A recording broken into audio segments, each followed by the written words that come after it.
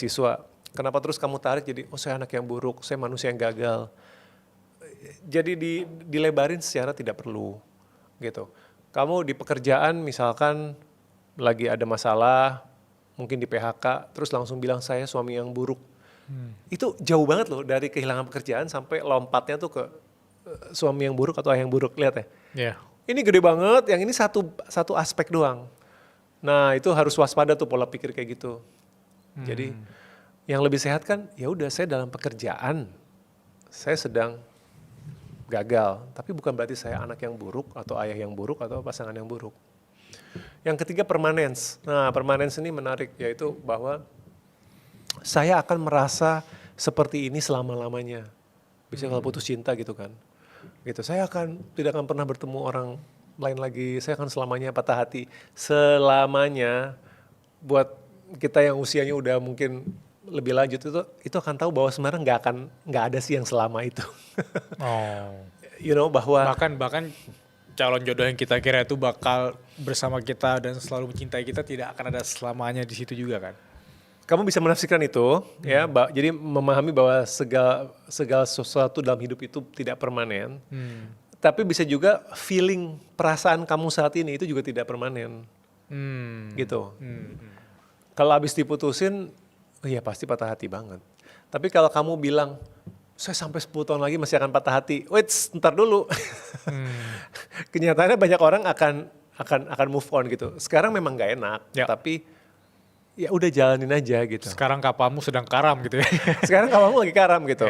Nah itu 3P itu mungkin buat teman-teman pendengar yang sekarang lagi nggak enak situasinya, yaitu hindari personalisasi, hindari pervasiveness, hindari permanence. Hindari sepenuhnya menyalahkan dirimu, kecuali memang kamu ada andil dalam situasi ini. Hindari juga penilaian kamu itu melebar kemana-mana. Jadi hanya karena kamu gagal di satu tugas, gagal di skripsi, gagal di satu project, gitu ya. Jangan biarkan hasilnya itu mewakili seluruh hidupmu gitu. Satu project kebetulan gagal di kantor, ya itu nggak serta-merta kamu karyawan yang buruk dong, gitu loh. Satu ujian, satu gebetan, apapun lah itu, satu bisnis, ya kan? Gagal mencoba bisnis sendiri, gagal, bukan berarti kamu pebisnis yang buruk gitu. Dan yang terakhir permanence, bahwa kamu tidak akan selamanya merasakan ini atau di situasi ini. Kamu harus percaya itu gitu, karena hidup membuktikan seperti itu. Tapi aku penasaran, kan filosofi kuno itu memang ada kata kunonya karena dibuat ketika pada waktu itu kan mereka sangat sering menghadapi yang namanya ketidaknyamanan, penderitaan, ada perang dan lain-lain sebagainya. Nah di era sekarang semua orang menyalahkan generasi-generasi yang dikit-dikit mageran, baperan, karena memang yang mereka rasakan itu semuanya serba nyaman, serba instan, serba gampang. Kalau kita mau beli makanan sekarang kita nggak usah bangun dari tempat duduk ini udah nyampe makanan gitu, sehingga kemudian konteks penderitaan itu semakin dikerucut. Padahal tuh penderitaan dulu bisa jadi kita keluar rumah kita bisa kayak kena tembak, kena panah. Sekarang kita keluar rumah kita takut dikatain sama orang, kamu gemukan ya. Sehingga problemnya tuh semakin aneh sekarang. Nah apakah filosofi kuno yang dulu itu di zaman sekarang masih bisa kita terapkan atau memang harus bisa kita adaptasi lagi untuk lebih mudah dipahami? Saya kok percaya ya bahwa manusia itu menderita terus gitu, cuma bentuknya berganti-ganti aja. Sebenarnya kita masalah itu nggak pernah hilang gitu. Mau teknologi kita makin canggih, sistem politik kita makin berubah, nanti problemnya beda lagi. Kamu benar gitu, di masa lalu itu yang disebut kesusahan atau penderitaan itu adalah perang mungkin lebih sering ya, atau politik yang tidak pasti. Zaman dulu kan hari ini diangkat jadi raja, besok bisa ditusuk ganti raja lagi gitu kan. Musuh politik tuh lebih semena-mena lah, ditangkap, dieksekusi dan lain-lain. Wabah penyakit belum ada teknologi obatnya, tidak seperti sekarang.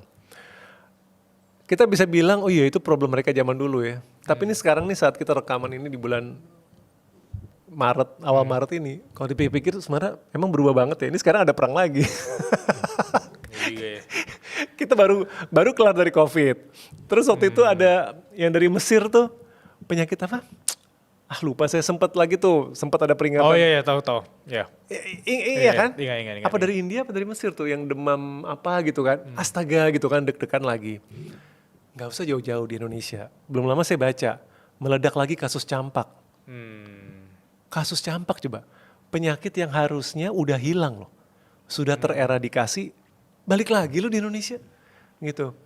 Jadi kalau dibilang kita zaman sekarang masalahnya beda sama zaman dulu. Masa gitu.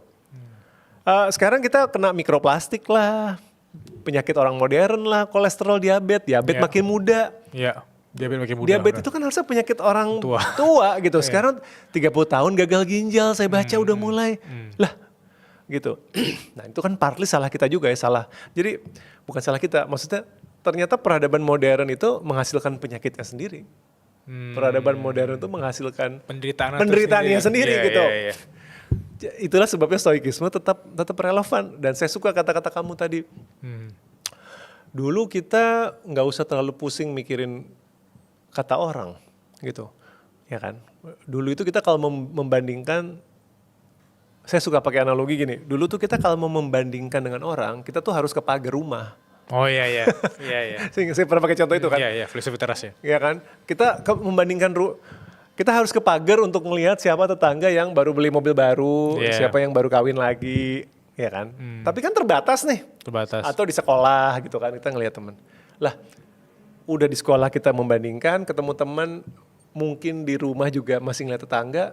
Habis itu kita mengundang sendiri perbandingan dengan kotak kecil itu, dengan smartphone itu. Gak ada yang masa kita, tapi kita scrolling lah, ngelihat postingan sebelum usia 25, kamu sudah harus punya uang berapa miliar. Itu orang zaman dulu gak ada tuh. Ketemulah influencer yang pesannya aneh-aneh gitu.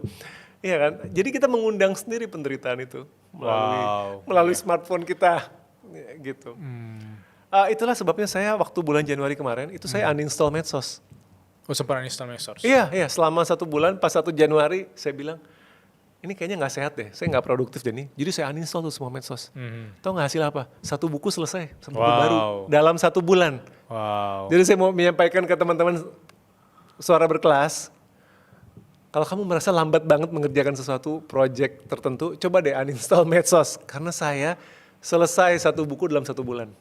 Gak ada medsos. Produktif banget Bilal, produktif banget. Iya. Oh ini lagi ngomongin penderitaan ya, tapi jadi belok. Tapi tadi aku kepikiran suatu hal yang dimana pada zaman let's say 1000 tahun yang lalu lah ya, kan gak ada sosial media.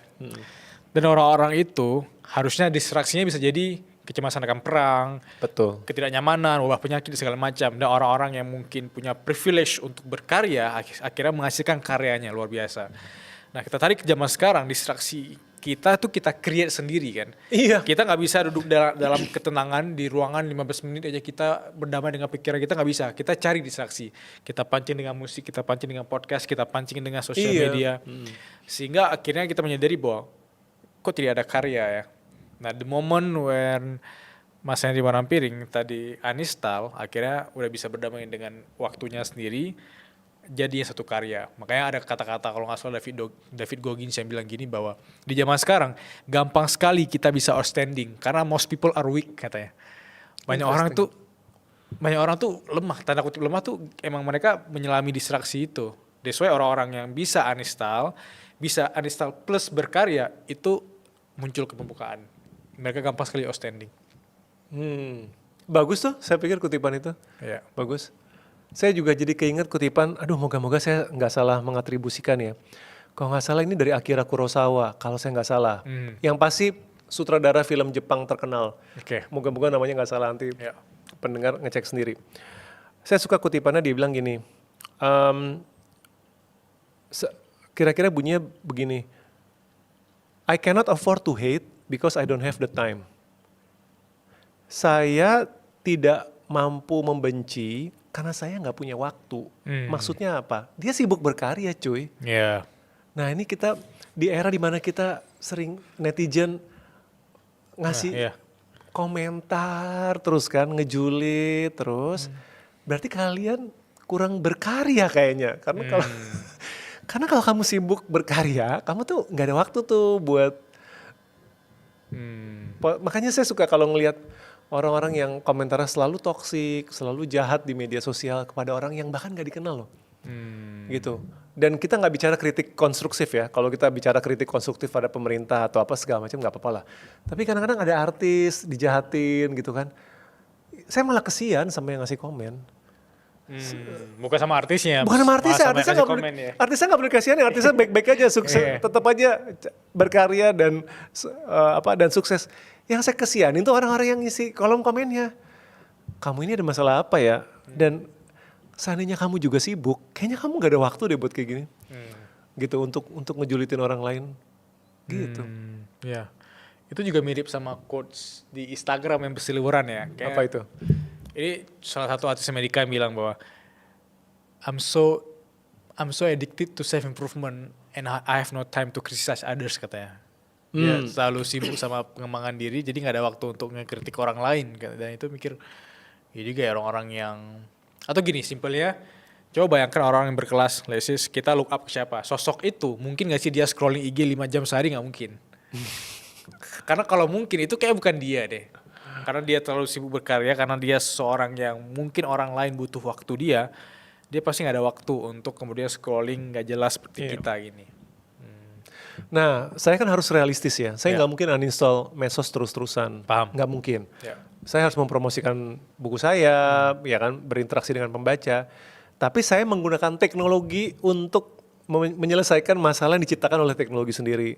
Jadi saya menggunakan pembatas waktu itu loh. Itu saya pikir di semua OS sudah bisa deh. Iya, iya. Nah, jadi saya ngeset tuh. Saya taruh IG saya hanya 30 menit. Jadi kalau saya udah boros scrolling IG di pagi, ini sekarang jam ini nih udah mati nih IG saya. Oh gitu. Iya, karena cuma 30 menit kan. Tadi pagi saya udah lihat, siang abis. Pantes aku DM tadi nggak balas ya? Oh kamu DM? Canda. Makanya ngetes doang.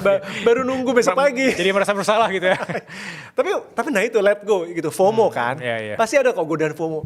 Ayo lo, nggak tahu lagi lo suasana Timur Tengah. Ayo lo, nggak tahu kata apa. Nggak.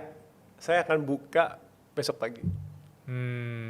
Itu kan bentuk willpower dan mengendalikan paparan saya kan. Bisa kok gitu. Cuman teman-teman mau nggak? Teman-teman siap nggak nyaman nggak? Karena memang nyaman nih, mager dan scrolling terus. Wow. Kalau tiba-tiba di-cut, kamu bisa nggak? Ya aku tadi merenung karena mikir kalaupun filsuf-filsuf yang memahami stoik di zaman waktu itu mendengar conversation kita hari ini, pasti mereka nggak paham. Ini mereka bahas apa sih? Distraksi apa sih? Iya, Sosial media itu apa sih? Iya, kalian tuh kenapa sih masalahnya gitu? Kalian masalahnya apa sih?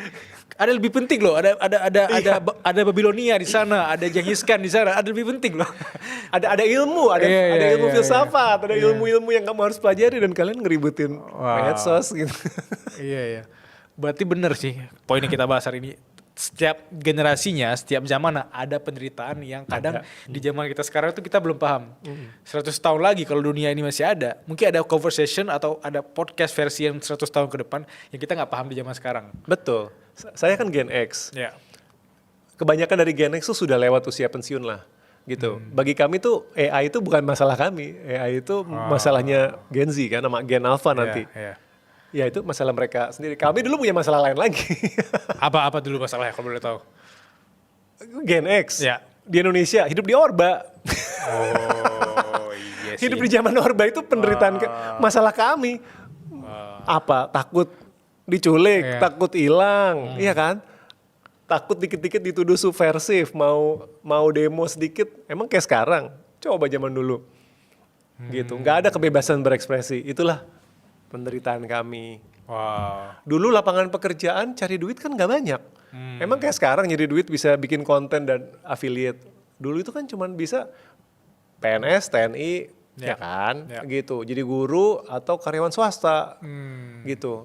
Sempit cara kami cari nafkah. Itulah penderitaan kami dalam tanda kutip. Jadi setiap generasi ada masalahnya sendiri. Wow, seru banget sih hari ini ya. Kayak kita bahas satu topik simple, langsung kita bahas ke lintas generasi ya. Dan salah satu problem Gen Z saat ini Mas Henry.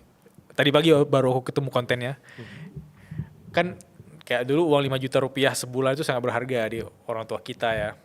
Mungkin pas Mas Henry masih muda banget tuh 5 juta sangat berharga. Sekarang kan karena inflasi dan lain-lain, orang-orang atau Gen Z itu malah overthinking tidak mampu beli rumah. Sehingga anak-anak Gen Z yang bisa beli rumah itu berarti mereka yang pendapatannya tinggi banget. Nah, terus tadi ada konten yang lucu banget yang Gen Z mampu beli rumah di tahun ini. Terus tiba-tiba datang roket dari datang roket kayak apa jadinya dunia seperti ini, aku sudah mengumpulkan emas, sudah mengumpulkan saham-saham, aku udah beli rumah, tapi tiba-tiba World War III sudah datang gitu katanya. baru beli rumah, baru pindah ke dalam, ini kan di belakang ada ledakan bom nuklir. Apa yang harus teman-teman tahu? Kita masuk ke transisi ngomongin tentang 50 to 20 ya, sebelum kita masuk ke Q&A ya. Pesan-pesan apa yang kalau dikumpulkan dari 50 lesson itu, yang kemudian Mas Henry bisa pick 3 aja yang ingin disampaikan ke teman-teman 20-an yang menonton ini, atau versi Henry Manan Piring yang hidup di Orba tadi. Iya, itu di buku saya 50 to 20 itu ada 50 kan pelajarannya, tapi kalau saya harus dipaksa milih 3 yang saya ingat sekarang, mungkin ini agak kronologis. Kronologis itu maksudnya ada linear waktunya lah, ada urutannya. Yang pertama, mari kita bicara tentang privilege. Oke. Saya mau bicara privilege, saya mau menyampaikan ini. Teman-teman mungkin selama ini sibuk ngeliatin privilege orang lain. Ya. Maksudnya privilege orang lain tuh ya ngomongin, ya terang aja dia sukses karena dia lahir di keluarga seperti ini. Atau dia lahir di suku ini, atau dia lahir di kota itu, dia privilege banget ya, gitu. Atau dia punya koneksi ini, atau dia terlahir di negeri mana gitu. Oke, saya nggak bisa menyalahkan kalau kamu melihat itu, tetapi yang saya ajak teman-teman itu adalah, kamu tuh pernah ngecek nggak sih bahwa mungkin kamu tuh punya privilege juga yang kamu nggak sadari, yang bisa menyadari hanya orang lain yang nggak punya apa yang kamu punya, karena kita terlalu sibuk ngeliatin apa yang orang lain punya. Saya suka bilang gini, kalau kamu sekarang sehat, kamu terlahir sehat, kamu bukan terlahir sebagai difabel di negara ini. Kamu sadar gak bahwa itu privilege? Privilege dong, gitu. Kaum difabel di negara maju lebih dapat aksesibilitas segala macam kan.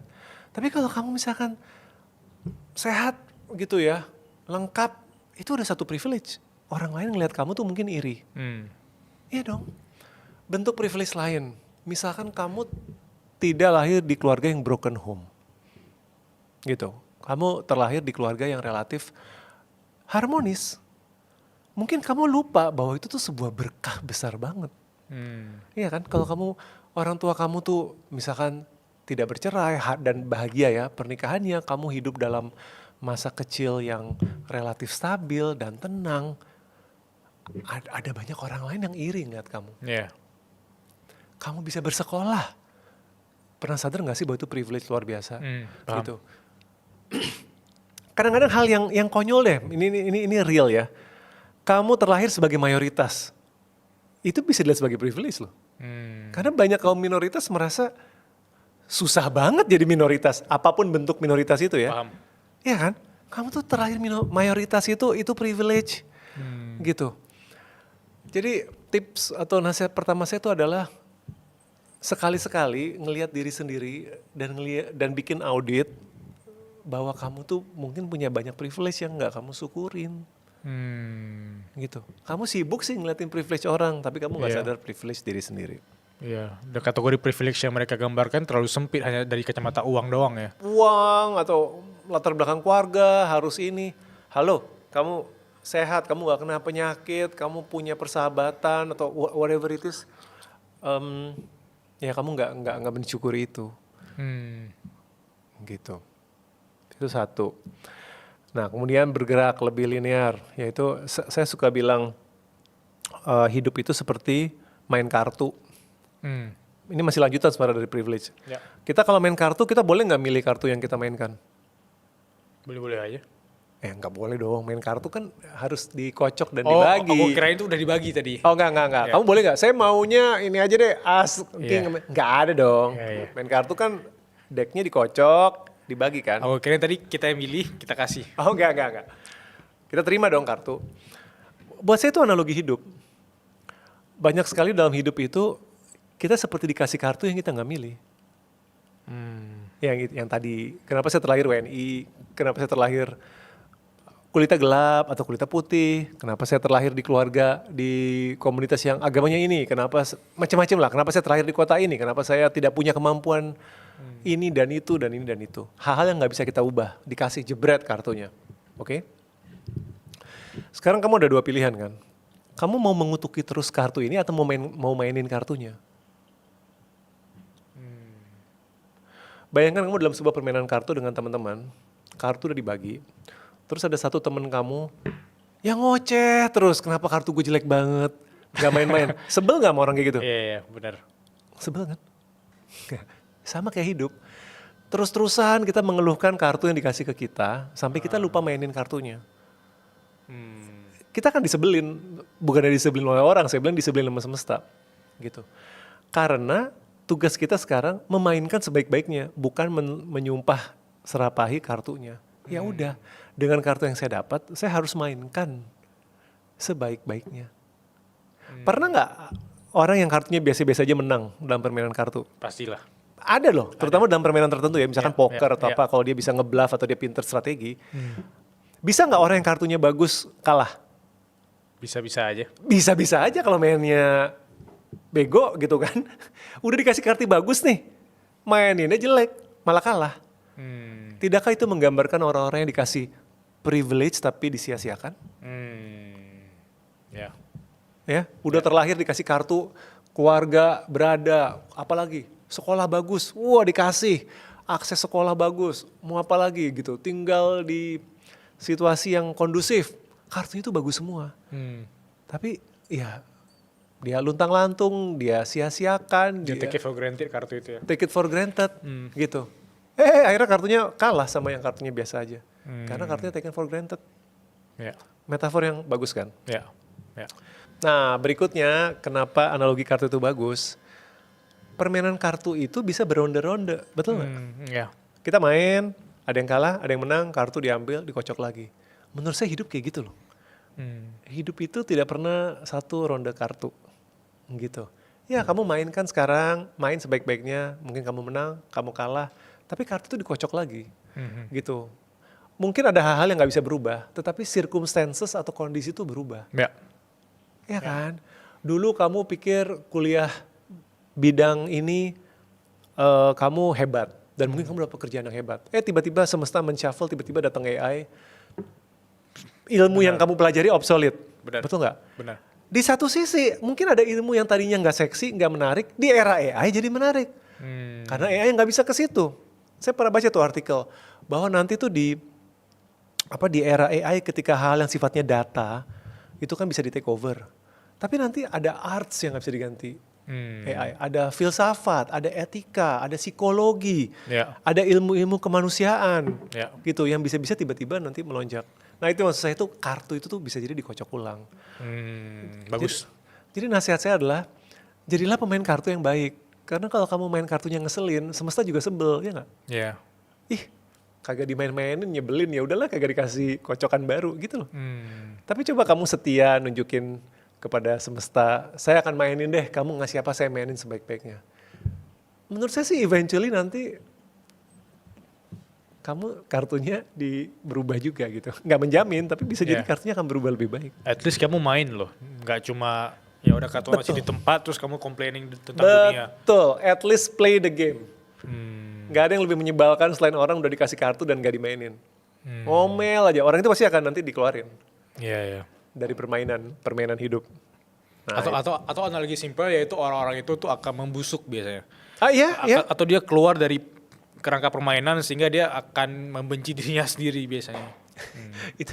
Itu actually ada kutipan Stoa itu yang bilang gitu. Akhirnya orang-orang ini merutuki hidupnya terus, Oh. akhirnya keluar dari komunitas itu, terus makin makin terpuruk dan makin mengutuki aja gitu, terus aja kayak tadi apa kata-kata kamu? Mereka jadi membusuk ya. Membusuk Iya. ya.